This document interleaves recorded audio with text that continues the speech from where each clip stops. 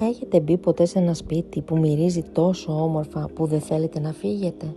Σήμερα θα σας δείξω πώς να το πετύχετε αυτό στο δικό σας σπίτι, χρησιμοποιώντας μόνο υλικά που ήδη έχετε, και θα φτιάξουμε μαζί το πιο δυνατό DIY αρωμάτων που έχετε δοκιμάσει ποτέ.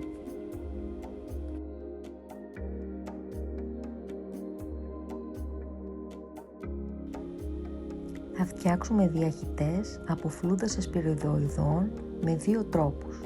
Αρχικά θα χρειαστούμε 2 κούπες από θαλασσινό αλάτι, ένα πορτοκάλι και ένα λεμόνι,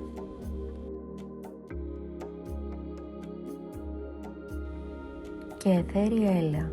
Εγώ θα χρησιμοποιήσω κανέλα, δενδρολίβανο και άρωμα βανίλιας. Για να φτιάξουμε τους διαχυτές, απλώς αδειάζουμε μερικές φλούδες εσπεριδοειδών, βγάζουμε το χυμό και το καθαρίζουμε όσο το δυνατόν πιο καλά από το υγρό μέρος, ώστε να μείνει όσο το δυνατόν περισσότερο η φλούδα.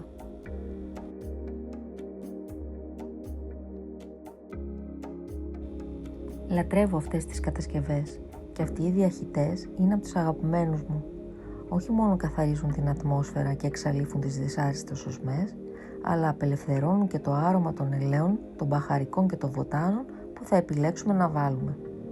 Αν θέλετε και εσείς το σπίτι σας να μυρίζει έτσι, απλώς χρησιμοποιήστε μερικά βασικά υλικά της κουζίνας μαζί με αιθέρια έλαια της επιλογής σας.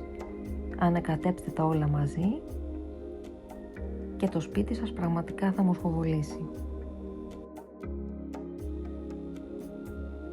Αφού λοιπόν τα έχουμε καθαρίσει όσο το δυνατόν πιο καλά, ήρθε η ώρα να τα γεμίσουμε.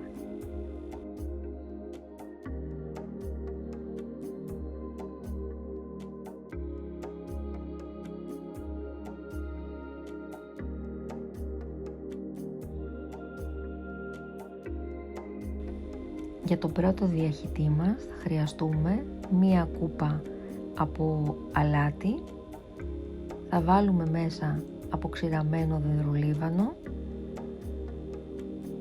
σταγόνες από αιθέριο έλαιο, δενδρολίβανο για να το κάνουμε πιο έντονο, και σταγόνες από εκχύλισμα βανίλιας. Θα ανακατεύουμε πάρα πολύ καλά και γεμίζουμε το πρώτο μας φρούτο. Το λεμόνι.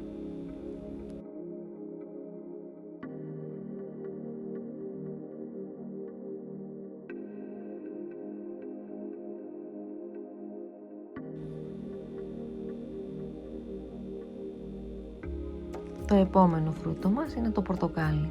Θα χρειαστούμε πάλι 1 κούπα αλάτι και θα βάλουμε γαρίφαλα και σταγόνες από κανέλα, 15 σταγόνες κανέλας.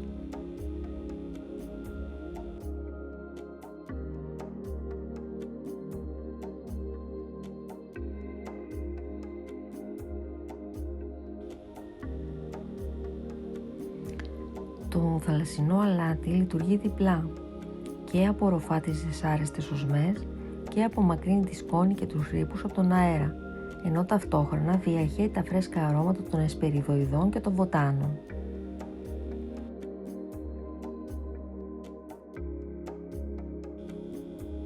Για να αναδειχτεί πραγματικά το άρωμα των ελαίων, προτιμώ να τα τοποθετώ στην κουζίνα ή σε ένα ηλιόλουστο περβάζι όπου υπάρχει φυσική ζεστασιά. Μην ξεχάσετε να μοιράσετε τους διαχυτές σε διάφορα δωμάτια του σπιτιού και να τους αντικαθιστάτε κάθε 3-4 μέρες για να διατηρείτε την ατμόσφαιρα ευχάριστη.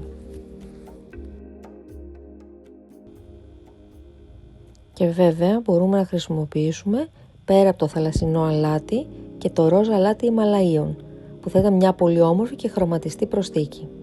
Οποιοδήποτε χοντρό αλάτι κάνει δουλειά.